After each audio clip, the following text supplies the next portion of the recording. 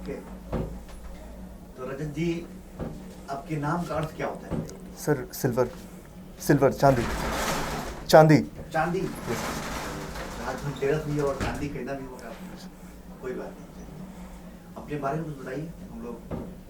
Sir रजत मिश्रा, मेरा नाम रजत मिश्रा है। मैं सर इलाहाबाद यूनिवर्सिटी से मेरा वो ग्रेजुएशन कंप्लीट हुआ है मेरा। मेरे सब्जेक्ट्स थे प्राचीन इतिहास, इंग्लिश लैंग्वेज और राजनीति विज्ञान। फिर मैंने परास्नातक किया है राजनीति विज्ञान में ही। आपकी एक हॉबी थी, बहुत इंटरेस्टिंग हॉबी लगी है भाई, पढ़ना, इंटरनेशनल इशूज पढ़ना। Yes sir. तो पहले सबसे पहले छोटा सा क्वेश्चन, एलओसी और एलएसी में क्या होता है? सर एलओसी भारत और पाकिस्तान के बीच में है बेसिकली, और एलएसी का निर्धारण भारत और चीन के बीच में किया गया था। दोनों सर एक फ्रिक्शन पॉइंट है, दोनों सीज फायर लाइन से बेसिकली, जिसको बाद में एक समझौते के जरिए उसको एलएसी और एलओसी का नोमेनक्लेचर दे दिया गया था। तो हाल फिलहाल भारत चाइना संबंध के बारे में यस सर। जो देखे हैं आप, उसके बारे में कुछ बताइए। सर बिल्कुल बताइए कुछ। सर अप्रैल के महीने में बेसिकली जब पूरा देश मतलब पूरा विश्व उसे कोरोना की उससे जूझ रहा था, उस टाइम पे सर एक 1993 और 1995 में कुछ समझौते हुए थे कि एक बेसिकली एक बॉर्डर पेट्रोल पॉइंट्स होंगे, उसको क्रॉस नहीं करेंगी दोनों भी आर्मीज़। लेकिन उन्होंने वायलेशन करते हुए 3 पॉइंट्स जो बेसिकली थे, हॉट स्प्रिंग, गोगरा पोस्ट और इधर पंगोंग सो लेक, इसके सिर्फ नॉर्दर्न बैंक पे कुछ वो बेसिकली फिंगर्स, वो पहाड़ियाँ हैं उनको फिंगर्स बोलते हैं। तो फिंगर 8 तक पहले वो रहते थे, लेकिन उन्होंने कैप्चर करते हुए फिंगर 4 तक वो आ गए। और गलवान वैली सर एक सबसे बड़ा फ्रिक्शन पॉइंट था जहाँ पेपर पढ़े थे। यस कल का पेपर पढ़े थे। Yes sir. कौन सा पेपर पढ़े थे? सर दैनिक जागरण ही पढ़ते। अच्छा, तो उसमें कोई आर्टिकल आया था इस इंटरनेशनल इशूज पे कोई? सर कल तो बेसिकली नहीं आया था, आज इस पे डिसंगेजमेंट पे प्रोसेस पे लेके आज न्यूज़ थी। बताइए क्या है सर इसमें यह है कि मतलब एक आम सहमति के जरिए दोनों ही सेनाएं अपनी अपनी जो हैवी आर्टिलरी और जो भी और सेनाएं हैं उसको एक टाइम फ्रेम मैनर में दोनों वापस लेंगी, और उसका फिजिकल वेरिफिकेशन भी करते हुए और डिसंगेजमेंट की प्रोसेस जल्द से जल्द ख़त्म करने की वो बात उसमें दोहराई गई थी। आपके हिसाब से भारत को क्या स्टैंड लेना चाहिए था? सर अब तक जो लिया गया है आई थिंक अच्छा लिया गया है। कारण क्या था कि उसमें मिरर डिप्लोमेसी का भारत ने इस्तेमाल किया था उस टाइम पे, कि जितना उधर से वो मतलब कंसंट्रेशन अपना बढ़ा रहे थे सेनाओं का, मिलिट्री इक्विपमेंट्स का, उतना ही हमने भी अपना बढ़ाया है। ओके सर, आपने अभी एक वर्ड यूज किया, सर ने क्वेश्चन पूछा, mirror diplomacy. Yes sir. Facebook diplomacy क्या होता है? सर फेसबुक डिप्लोमेसी सर वैसे सॉरी सर ट्विटर डिप्लोमेसी क्या होता है? सर बेसिकली सर गेस कर सकता हूँ मैं सर, इसमें दोनों तरफ प्रचार करने के लिए भले वो किया जा सकता हो, कुछ दुष्प्रचार बेसिकली यूज़ सर बेसिकली मुझे पता नहीं है। पीपीपी मॉडल क्या है, कुछ बताना चाहेंगे? सर पीपीपी मॉडल अभी चर्चा में भी था कुछ दिन पहले। सर ये इंफ्रास्ट्रक्चर से रिलेटेड है। इंफ्रास्ट्रक्चर जिसमें पब्लिक और प्राइवेट दोनों की हिस्सेदारी अपनाई जाती है किसी भी आर्थिक गतिविधियों के लिए, कि इंफ्रास्ट्रक्चर के लिए बेसिकली उसका ज़्यादा इस्तेमाल किया जाता है। रीज़न क्या है कि सर सरकार के पास संसाधन सीमित होते हैं, जिसकी वजह से उनकी इन्वेस्टमेंट कैपेसिटी एक लेवल भर का ही हो सकती है, क्योंकि इनको फिजिकल डेफिसिट और बाकी सारी चीज़ें भी वो करनी होती मेंटेन। और प्राइवेट के पास टेक्नोलॉजी और जो बिजनेस एक्यूमेंट की ज़रूरत होती है किसी भी इंफ्रास्ट्रक्चर डेवलप करने के लिए, वो उनके पास होता है। तो बेसिकली ये किया जाता है कि उसमें एक प्रोफेशनलिज्म लाने के लिए इंफ्रा प्रोजेक्ट्स में सरकार और जो प्राइवेट एंटिटीज़ हैं दोनों उसमें अपना कोलैबोरेशन करती हैं। आपने एमए पॉलिटिकल साइंस में किया है ना? समवर्ती सूची और राज्य सूची में बेसिक डिफरेंस क्या है? सर समवर्ती सूची और राज्य सूची में, समवर्ती सूची सर दोनों के लिए है, उसमें केंद्र और राज्य दोनों कानून बना सकते हैं। राज्य सूची पर राज्य सूची का मैंडेट होता है, लेकिन सर कुछ केसेस ऐसे हैं कि जिनमें राज्य सूची पर भी केंद्र कानून बना सकता है, राज्य सूची के विषयों पर भी। अच्छा, एक क्वेश्चन बड़ा स्वाभाविक है। अभी कोरोना के समय पे डिजास्टर मैनेजमेंट एक्ट 2005, बिल्कुल ठीक है, इसमें क्या होता है कि स्टेट को मतलब स्टेट का जो के अंदर जो एक्ट है उसमें कहीं से कहीं तक हेल्थ से रिलेटेड प्रॉब्लम अगर होगी तो इस एक्ट के माध्यम से पैसा नहीं निकाला जाएगा, ऐसा कुछ भी नहीं है। ठीक है, फिर ये कोरोना काल में जो पैसा यूज हुआ Yes, वो किस आधार पे पैसा यूज किया गया, कहाँ से पैसा यूज किया, कुछ बताना चाहेंगे? सर इसके अंडर एक फंड भी बनाया गया है, NDRF फंड इसको बोलते हैं, नेशनल डिजास्टर रिलीफ फंड। लेकिन इसके लिए कुछ डेडिकेटेड एक चैरिटेबल वो भी बनाया गया था, प्रधानमंत्री इसके लिए मतलब कोरोना के लिए स्पेशली डेडिकेटेड था वो, उसको एज ए चैरिटेबल एंटिटी उसको रजिस्टर्ड करवाया गया था, जिसमें भी थोड़ी सी कंट्रोवर्सी हुई थी कि जब NDRF हमारे पास पहले से भी पड़ा मतलब है, तो उसके लिए फिर अलग से वो बनाने की क्या ज़रूरत थी। तो सर सारे पैसे अभी जो इस्तेमाल किए जा रहे थे, चूँकि उसमें क्या था कि जो नया फंड बनाया गया था कोरोना के लिए, उसमें सर सिर्फ मतलब वो सेंट्रल गवर्नमेंट के अधीन था, और उसमें जो दो ट्रस्टी भी थे, जो अदर दो ट्रस्टी थे, वो भी केंद्र सरकार के ही मंत्री थे, उसमें राज्यों के किसी प्रतिनिधि को शामिल नहीं किया गया था। जी सर।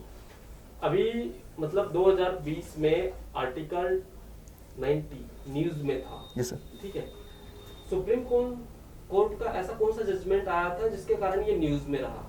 सर आर्टिकल 19 और हाँ 19 सर एक तो राइट टू इंटरनेट का था, right to access internet access था सर उस बेसिकली। वो सर जम्मू कश्मीर में जो लगातार एक लॉकडाउन की सिचुएशन बना के और वहाँ पे इंटरनेट का जो वो किया गया था, बैन किया गया था, उसमें से दो क्लॉजेस थे जिसपे सबसे ज़्यादा वो था, ऑब्जेक्शन था। एक आर्टिकल 19(1)(a) जिसमें राइट टू एक्सप्रेशन मिलता है, और आर्टिकल 19(1)(f) जिसमें इसको इंटरनेट एक्टिविटीज़ को एक बिजनेस एक्टिविटी लिया गया था, तो उसको भी लगातार अगर सप्रेस किया जा रहा है तो सर वो दोनों आर्टिकल्स को वायलेट करता था। तो इसी के अंतर्गत इसी केस में काफ़ी सारे उसमें वो रिट्स पड़ी हुई थी, तो सबको एक साथ लेते हुए सुप्रीम कोर्ट ने उसमें डिसीजन दिया था कि राइट टू एक्सेस इंटरनेट एक फंडामेंटल राइट होगा। आपने 2020 में national investigation agency, yes sir, में मतलब इसकी जो पॉलिसी इसमें संशोधन हुआ है, क्या संशोधन हुआ है, क्यों हुआ है? सर इसमें पहला संशोधन तो इसका जो एरिया था उसको ब्रॉड किया गया। इसमें पहले कुछ ही केसेस थे जिसपे ये मतलब वो कर सकती थी, जांच करती थी, जिसपे इसका मैंडेट था। अभी क्या है, अभी इसको बहुत सारे केसेस और भी, जैसे एंटी हाईजैकिंग और एक्सप्लोजिव्स, ये सारे एक्ट्स भी इसके अंतर्गत कर दिए गए हैं कि अगर इनमें भी कोई केस रजिस्टर्ड किया जाएगा तो उसमें NIA जांच कर सकती है, या फिर NIA सुओ मोटो के तहत खुद से भी अगर ऐसे कोई एक्टिविटीज़ हैं तो इस पर खुद से भी FIR मतलब वो रिपोर्ट दर्ज करके उस पर एक्शन ले सकती है।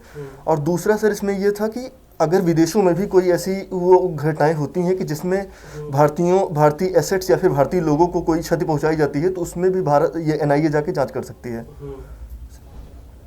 छत्तीसगढ़ इस पॉलिसी से रिलेटेड न्यूज में रहा था, क्यों, ऐसा क्या था? सर छत्तीसगढ़ ने इस पर विरोध उठाया था कि कुछ जैसे जो लॉ एंड ऑर्डर की जो प्रॉब्लम थी वो इस पुलिस सब्जेक्ट है, लेकिन उसके बावजूद पुलिस या फिर राज्य का विषय है, और पुलिसिंग भी राज्य का विषय है।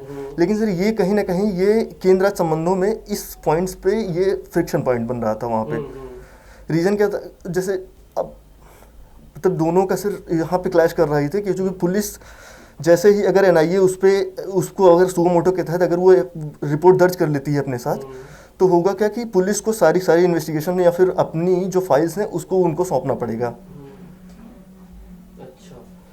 पार्लियामेंट्री कमेटी, यस सर, कुछ बताना चाहेंगे? अभी न्यूज मतलब अभी 2-4 दिन पहले चर्चा में भी रही है, हाँ?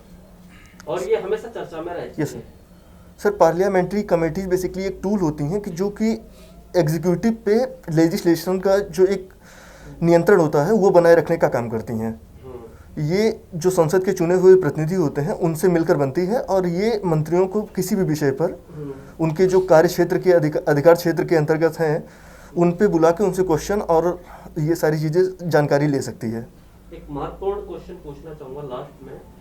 हरियाणा में आरक्षण का मुद्दा अभी न्यूज़ में हमेशा कहना चाहिए पिछले मैं 1 से 1.5 महीने के अंदर देख रहा हूँ, ठीक है? क्या है ये बेसिकली आरक्षण, किस क्षेत्र में आरक्षण की बात कर रहे हैं, कुछ बताना पाएंगे? सर हरियाणा में अभी जो बेसिकली वो है वो निजी जो क्षेत्र हैं उनको अभी तक छोड़ा गया था कि निजी क्षेत्रों में आरक्षण को नहीं लिया जाता था, आरक्षण देने की कोई बात नहीं होती थी। लेकिन अभी हरियाणा ने इसमें संशोधन करके और निजी क्षेत्र को भी 75% जो उनकी एम्प्लॉयमेंट या फिर जो उनकी नौकरियां हैं उसको हरियाणा के लोगों के लिए आरक्षित कर दिया है। प्राइवेट क्षेत्र में सर प्राइवेट्स में भी 75% सर कंफर्म हो? Sir exactly yes sir 75% sir. अच्छा।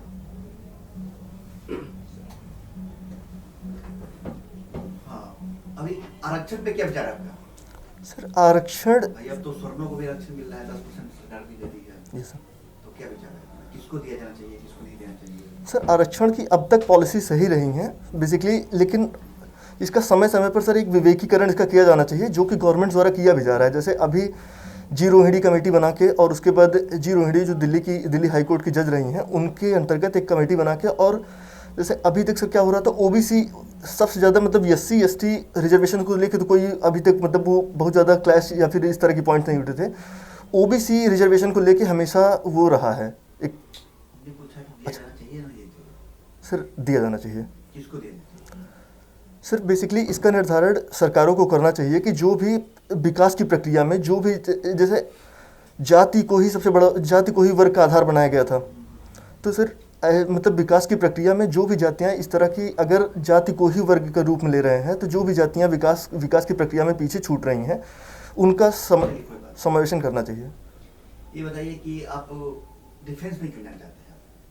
सर बहुत से फील्ड बीए किए हैं, इंस्टीट्यूट हिस्ट्री से किए हैं आप, सर लेक्चरर बन सकते थे, डिफेंस में क्यों? सर डिफेंस शुरू से ही मैं पैशनेट रहा हूँ इसके प्रति। सर जब मतलब आफ्टर माई 10+2 मैं एनडीए भी लगातार एनडीए और सीडीएस ही लगातार देता रहता था सर। और मतलब एक इंस्पिरेशन कही जाए तो मेरे चाचा थे, वो इसमें नेवी में थे, इंडियन नेवी में वो सर्व कर चुके हैं बेसिकली। तो सर एक शुरू से भी एक वो, और उसके बाद अगर देखा जाए तो सर डिफेंस फोर्सेस सबसे ज़्यादा मतलब डिफेंस में आपकी हॉबी थी, डिफेंस में लगाव था, Yes, तो आपने एमबीए इन डिफेंस कहने किया? डिफेंस साइंस भी चलता है यूपी में। सर डिफेंस साइंस बेसिकली था, लेकिन सर डिफेंस साइंस की दिक्कत ये थी कि वो सर उसका प्रैक्टिकल सब्जेक्ट था, और वो हमारे यहाँ से मतलब सर वो कॉम्बिनेशन हमारे यहाँ मिलता है, हमारे यहाँ सब्जेक्ट नहीं चूज़ किया जाता है इलाहाबाद यूनिवर्सिटी में, तो सर वो मेरे कॉम्बिनेशन में कहीं भी डिफेंस सेट नहीं बैठ रहा था। आपने एंशिएंट हिस्ट्री से बीए किया है, तो अशोक की फॉरेन पॉलिसी थी, विदेश नीति, Yes, sir. तो भारत की विदेश नीति से क्या सर अशोक की जो पहले की पॉलिसीज़ थी, मतलब जो धम्म के पहले की उनकी धम्म की नीति के पहले जो उनकी फॉरेन पॉलिसी थी, उसका तो बहुत ज़्यादा मतलब वो इम्पैक्ट नहीं देखा जा सकता है भारतीय विदेश नीति में अभी के कॉन्टेक्स्ट में, लेकिन उसके बाद की जो उनकी जो वो रही हैं पॉलिसीज़, वो अभी भी देखी जा सकती हैं। सर पंचशील से लेके जितनी भी चीज़ें हैं, चूँकि उनमें भी बुद्धिस्ट का ही सबसे ज़्यादा इफेक्ट था। धम्म के बाद की जो विदेश नीति थी उनकी, शांतिपूर्ण सहअस्तित्व से लेके अनाक्रमण, जैसे उन्होंने भी कलिंग की युद्ध के बाद उसके बाद फिर किसी पे आक्रमण करना मतलब आक्रमण उन्होंने नहीं किया है। जितने भी उनके पड़ोसी देश थे उसके साथ शांति और सहअस्तित्व के साथ उन्होंने शासन। तो भारत नहीं कहता है कि हम आक्रमण नहीं करेंगे, सर बार-बार पाकिस्तान को धमकाते रहता है। सर प्री एमिटिव एक्शन वो बाद की हमारी पॉलिसी रही है कि प्री एमिटिव एक्शन हम लेते हैं। अभी भी हमने जब ये इसके पंगोंग सो के जो साउथ बैंक की वो थी, उस पर जब प्री एमिटिव एक्शन लिया गया था, तो सर वो भी, लेकिन वो भी कहीं ना कहीं वो हमारी एक शांति की ही नीति है, कि चूँकि डेटरेंट भी सर शांति का ही एक माध्यम समझा जाता है आज की डेट में। सर जी रजत जी, कैसे हैं आप? सर अपनी 5 कमियां और 5 अच्छी चीज बताइए। सर 5 अच्छी चीज़ों में सर मैं लॉजिकल चीज़ें को ज़्यादा वो करता हूँ, अप्रिशिएट करना पसंद करता हूँ। उसके सर इंटरैक्टिव,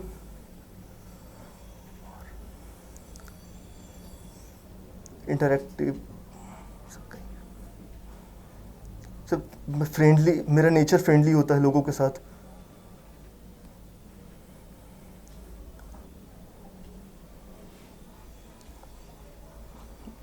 सॉरी सर, कमियां क्या की? सर कमियाँ सर मैं इमोशनल होना, अपने आप को इमोशनल होना मैं अपने भी या मैं अपनी कमी मानता हूँ। इमोशनल नहीं होना चाहिए। सर इमोशनल होना चाहिए, लेकिन इमोशनल को इंटेलिजेंस के साथ जोड़ के, मतलब इमोशंस जो हों उसका यूज़ होना चाहिए एक पॉजिटिव वे में इमोशंस का। एंगर, सर एंगर मैनेजमेंट थोड़ा सा मेरा अभी वीक पॉइंट है। आप इमोशनल भी हैं, एंगर भी हैं, तो कैसे जाएंगे डिफेंस में? सर लेकिन लगातार मैंने उस पर काम भी किया है और मैं अभी देख रहा हूँ कि मैंने अपने अंदर सुधार भी उसमें कर लिया है काफ़ी ज़्यादा।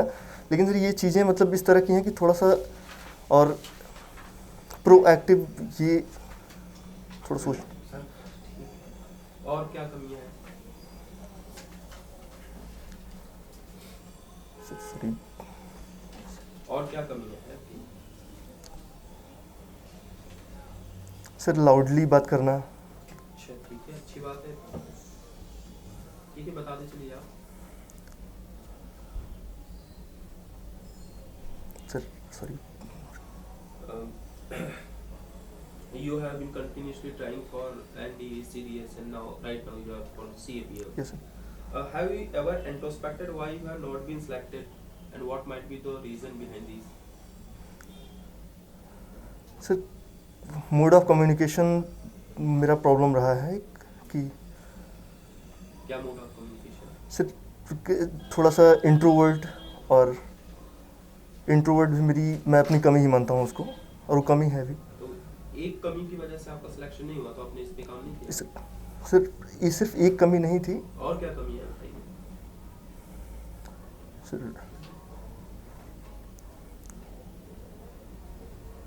सर एक कमी सबसे बड़ी यही है कि मुझे अपनी गलती का एहसास होता है, लेकिन उसके बाद भी उस पर बहुत ज़्यादा दिन तक मैं उस पर मतलब वर्क नहीं कर पाता, ठीक। जो मुझे खुद सबसे बड़ी कमी लगती है अपने अंदर। और इसके अलावा बताइए जिसकी वजह से सिलेक्शन नहीं हुआ।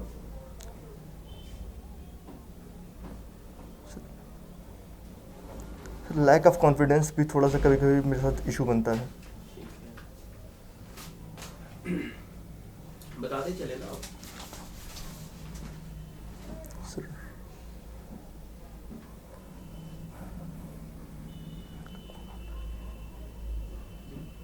Sir sorry. ठीक है। आपने पॉलिटिकल साइंस का स्टडी किया हुआ है। Yes, sir. You R post graduation political science. Yes sir. क्या भारत को हम जाति विहीन समाज की संकल्पना या ऐसा निर्माण कर सकते हैं जहाँ जाति न हो?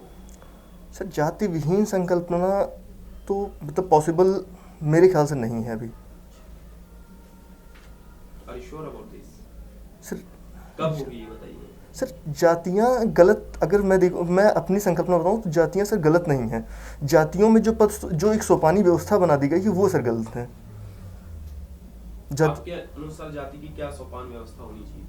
सर जातियों की सोपान व्यवस्था कर्म के आधार पर ही होनी चाहिए थी, कि जो कि मतलब वैदिक काल में था, लेकिन उत्तर वैदिक काल से जिसका स्वरूप थोड़ा सा बिगड़ा है, कि वहाँ से जन्म के आधार पे ही चीज़ें मतलब जन्म से ही आपकी जो आपके अंदर जो मतलब आपकी निर्हरताओं को मतलब आपकी उससे जोड़ दिया गया। आहर्ताएँ निर्हरताएँ जो भी आपकी एलिजिबिलिटी थी उसको आपकी उससे मतलब जोड़ दिया गया कि आप बर्थ आपका कहाँ हो रहा है, उसी के आधार पे आपका सब कुछ डिसाइड कर दिया गया कि आपके अंदर ये गुण हैं, ये नहीं है। नहीं होते हुए भी आपको वो चीज़ें कहीं ना कहीं फॉलो भी करनी पड़ती हैं और वो आज भी चल रही हैं। तो सुधार नहीं हो सकता इसमें? सर इसमें सुधार हो सकता है बिल्कुल, ठीक है। लेकिन सर ये मेरिट बेस पे मतलब आतंकवाद क्या है? सर टेररिज्म की बेसिकली जिस पे हम अभी यूनिवर्सल कोई डेफिनेशन सर अभी तक तो मतलब जिस पे हम फोकस कर रहे हैं वो तो सर अभी तक हो नहीं पाया। 1996 में ही हमने वो रखा था प्रपोजल, लेकिन उसमें कहीं जब हम ये कहते हैं कि एक्सटर्नल उस पे बेसिस पे होना चाहिए, सर कोई भी ऐसा एक्शन जो कि नॉन कॉम्पिटेंट या फिर जो आम लोगों को प्रभावित करता हो, मतलब उसका मोटिव कहीं ना कहीं डर पैदा करना हो। उससे हो ये भी सकता है कि सामाजिक आर्थिक कितने प्रकार के आतंकवाद होते हैं? बेसिकली अभी सर टाइप्स 3 प्रकार के हैं। हाँ बताएं। सर एक बिहेवियरल टेररिज्म है, और एक आइडियोलॉजिकल है, और एक साइकोलॉजिकल है। तो भारत किस प्रकार की आतंकवादी समस्याओं से ग्रसित है? सर तीनों ही प्रकार के जो हैं वो कहीं ना कहीं उनमें एक साम्यता भी है, कुछ स्पेशल बेसिस होते हैं कि जिसके आधार पे ही उनको डिफरेंशिएट किया जाता है। भारत सर, और अभी इनके सब टाइप में देखा जाए तो भारत बेसिकली अगर देखा जाए तो साइकोलॉजिकल नहीं है, और एक उसमें अभी एक सेट उभर के आ रहा है जो इसको रिलीजियस टेररिज्म कह सकते हैं, और उसके बेसिस पे जो भी रिस्पॉन्सिव एक नया उभरा है जो कि उनके रिस्पॉन्ड में, जैसे सर जो मालेगांव विस्फोट हुआ था उसको माना गया कि ये प्रतिक्रियात्मक आतंकवाद था, जो पहले की आतंकवादी घटनाएं हो रही हैं उसके ठीक है, प्रत्युत्तर। ठीक। एक और question, you are an assistant command, आप एक असिस्टेंट कमांडेंट हैं, Yes, sir. ठीक है, आप सर्विस पे चले जाते हैं और आपकी वाइफ को लेके आपका एक स्टाफ जो है वो मार्केट या कहीं और जाता है और वो उनके साथ गलत कर देता है, मॉलेस्ट कर सकते हैं, हरास कर सकते हैं, और इस कोर्स ऑफ एक्शन में आपकी वाइफ आपको सारी स्टोरी नरेट करती है, what would be your course of action to deal with this problem? Sir first of कौन ऑल सा स्टेप बताएंगे आप? सर फर्स्ट ऑफ ऑल मैं उसको खुद बुला के मैं उससे बात करने का प्रयास करूंगा, और फिर अपने सुपीरियर्स को भी मैं इस पे वो उसने कर, मतलब किसको, who is the character?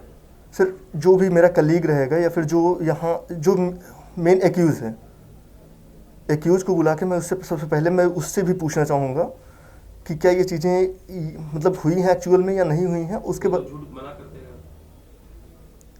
Sir फिर वो भी तो करना पड़ेगा, मतलब क्रॉस चेक तो करना ही पड़ेगा कि मतलब ऐसी इंसिडेंसेस अगर वो आया था या Person who commits any kind of mistake, will he accept? Sir वो Ever anyone has accepted that? No, yes, sir. I can. So how you can do that? Sir कुछ बॉडी लैंग्वेज भी होती है किसी भी की, मतलब कि अगर झूठ बोलना है तो इतना कॉन्फिडेंस के साथ भी कोई वो नहीं कर सकता है। और मेरा भी कुछ मतलब ऐसा रहेगा कि सर मैं किसी भी की बॉडी लैंग्वेज होगी, चाहे मेरी वाइफ हो या फिर वो इंसान हो। सर की बॉडी लैंग्वेज से क्या लग रहा है आपको? सर अभी कुछ सोच रहे हैं या फिर आप तो एक मनोवैज्ञानिक बात कर रहे हैं। नहीं सर, मनोवैज्ञानिक वाली बात नहीं, लेकिन ऐसा नहीं लग रहा कि आप एक साइकोलॉजिस्ट ओरिएंटेशन में हो जा रहे नहीं हैं sir. rather than assistant commandant?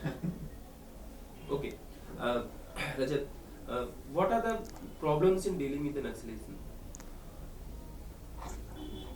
Sir जो भी पॉलिसी का इम्प्लीमेंटेशन सर मतलब सेंटर और स्टेट के लेवल पे कोऑर्डिनेशन का ना हो पाना, ये सर सबसे बड़ी आज की डेट में प्रॉब्लम हो रही है। कि जैसे शुरू में ही जब इसको सप्रेस, शुरू में पहली चीज़ तो समझा नहीं गया, ये एक आइडियोलॉजिकल बेसिस था जिसको हमको इंटरैक्टिव वे में हम उसको इस्तेमाल कर सकते थे। लेकिन जब शुरू में ही ये प्रॉब्लम आई तो हमने इस पर एक्सेस ऑफ पावर का इस्तेमाल किया, और ये चीज़ें कहीं ना कहीं जितनी भी आज की डेट में हम प्रॉब्लम फेस कर रहे हैं, चाहे इंसर्जेंसी हो या फिर टेररिज्म हो, सब में हमने शुरू में ही पावर का फोर्स का ही इस्तेमाल किया है।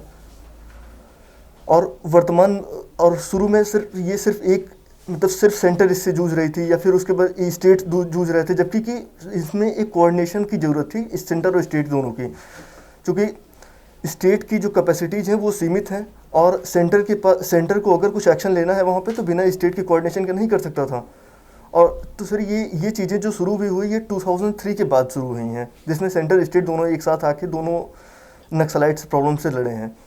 रजत जी, आपके परसेंटेज लगातार कम हो रहे हैं। Yes sir. क्या रीजन है इसके पीछे? सर रीज़न सबसे बड़ा तो ये था कि सर 10+2 मैंने साइंस बैकग्राउंड से किया था, उसके बाद सर मैं चला गया BA करने, तो सर वो मेरे लिए एक नया अप्रोच था। मतलब बाद में फिर आपने MA भी तो किया है? Yes sir. सेम स्ट्रीम से किया है सर, लेकिन Constant रहा फिर तो आपका परफॉर्मेंस। सर इसका एक रीज़न इवैल्यूएशन का भी है, क्योंकि सर हमारे यहाँ सेमेस्टर वगैरह होता नहीं था, ईयरली एग्ज़ाम होते थे, और सर वहाँ पे तो ये इवोल्यूशन की समस्या की वजह से नहीं सर, इवोल्यूशन की ही बेसिकली नहीं है सर, मेरा प्राइवेट था, MA मेरा प्राइवेट है जिसमें मैंने क्लासेस भी नहीं की थी रेगुलर उस टाइम पे। ये अभी सीमांचल बहुत चर्चा में चल रहा है, सीमांचल क्या चीज़ है? सीमांचल सॉरी चल रहा है ना, बिहार में इलेक्शंस हुए, तो सीमांचल का यदि मान लो आपको CM कैंडिडेट के लिए चॉइस होती है आपके पास, एक तरफ नीतीश कुमार जी थे, एक तरफ तेजस्वी यादव थे, तो आप किसको देते पर्सनली? सर पर्सनली मैं नीतीश जी के साथ जाता। वेरी गुड, ठीक है।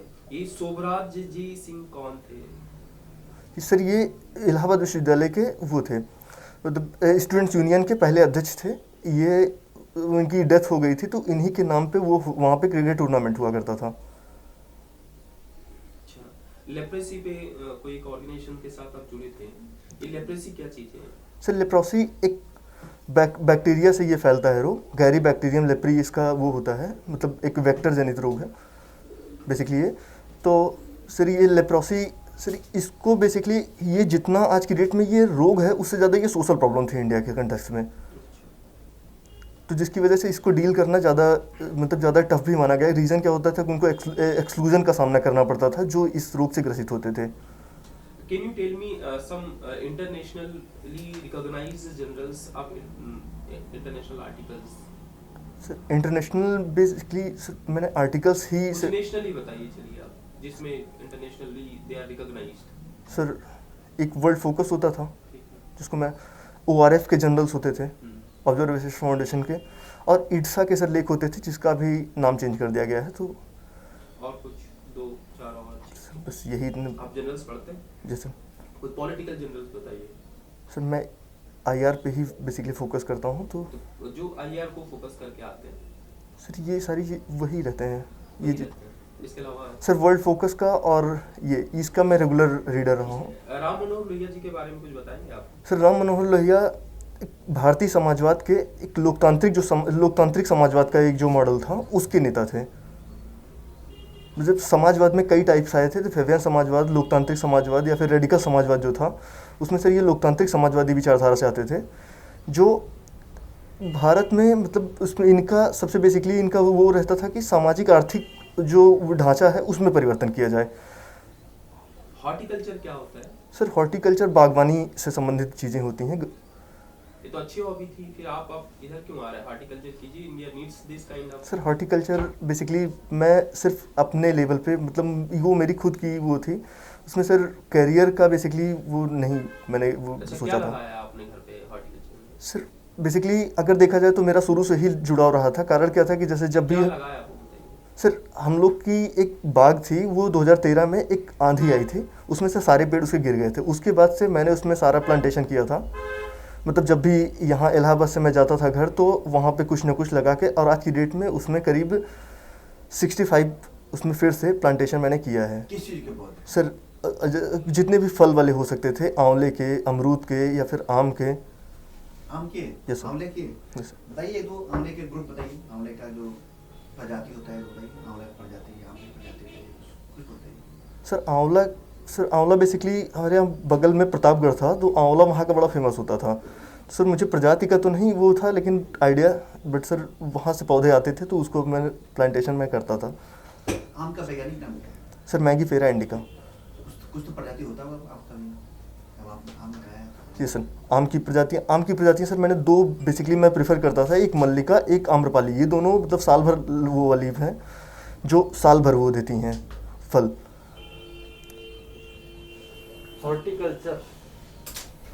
हॉर्टिकल्चर एक वर्ड, ये कौन सा वर्ड है कुछ बताएंगे? सर हॉर्टिकल्चर क्या इंग्लिश वर्ड है ये?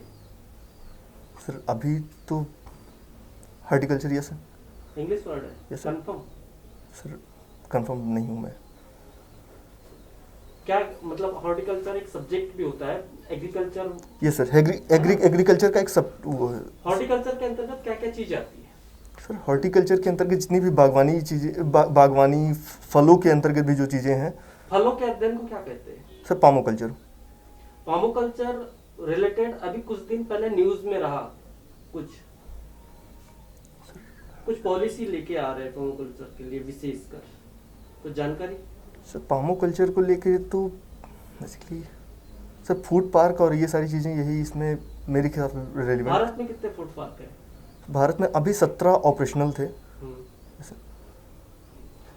फूड स्टोरेज को बढ़ावा देने के लिए सरकार क्या क्या कदम उठा रही है? सर एक तो उसके लिए अलग से मंत्रालय ही डेडिकेटेड हमने बनाया दिया है। पहले मतलब कृषि मंत्रालय के अंतर्गत ही होता था, अभी फूड प्रोसेसिंग मिनिस्ट्री अलग से एक है जो इस पे डेडिकेटेड है।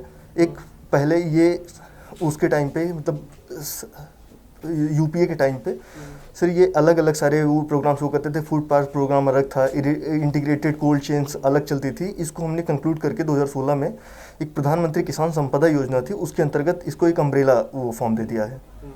और उसी के अंतर्गत अब लगातार उसमें, और इसमें ऐसा भी नहीं है, निजी निवेश को भी लगातार प्रोत्साहित करने की बात चल रही है।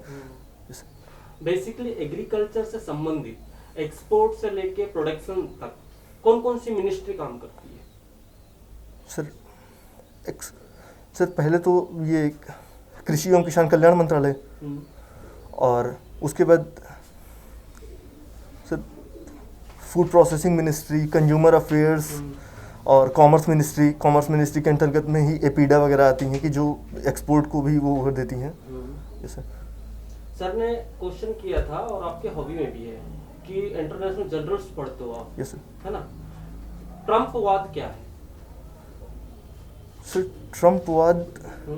ट्रम्पवाद, ट्रम्प की जो मतलब संरक्षणवादी जो पॉलिसीज़ थी, जो उनका प्रोटेक्शनिज्म, जो उन्होंने एक अमेरिका ग्रेट अगेन या फिर ये सारी जो चलाई थी, बेसिकली अमेरिका इसके लिए जाना नहीं जाता है। अमेरिका जाना जाता है अपने वैश्वीकरण के मूल्यों के लिए, लेकिन आज की डेट में जो उन्होंने प्रोटेक्शनिज्म की पॉलिसीज चलाई थी, इसका आगे भी जो प्रचार या फिर इसको एक विचारधारा के रूप में लिया जा रहा है उनके समर्थकों के द्वारा। सर आई थिंक आपने कोरोना काल में एक वर्ड बहुत अच्छे से सुना और शायद किया भी होगा, work from home. Yes sir. ये थ्योरी सबसे पहले कब आई थी?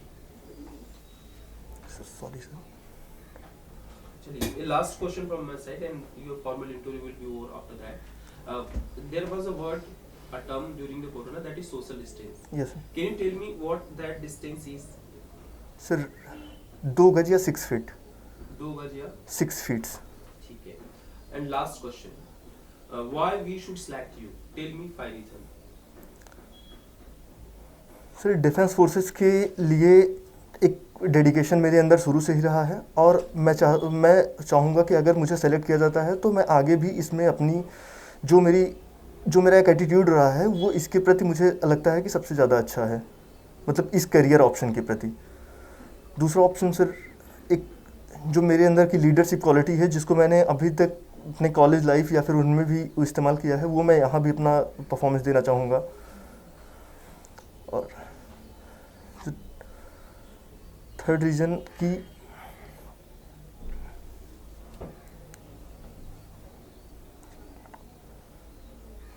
लास्ट क्वेश्चन पूछना चाहूंगा। आपने बोला कि लीडरशिप को परफॉर्म करूंगा। यस और डिफेंस में सिलेक्ट हो गए। Yes sir. और आपके साथ बहुत सारी सेना भी है। Yes sir. ठीक है। Yes sir. और बहुत दिनों से युद्ध चल रहा है, ठीक है।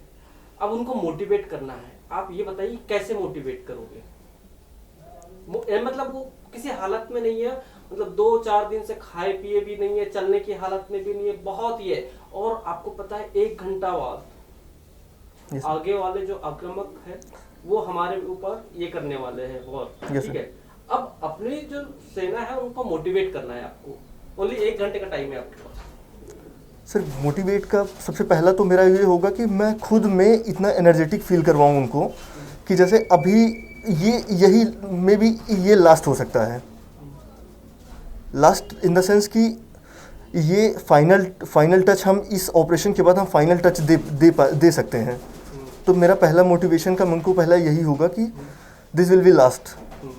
Yes sir. बस क्या इससे मोटिवेट हो जाएंगे? नहीं सर, उसके बाद भी Okay, you are formal. It is over. Thank you. Thank you sir, thank you.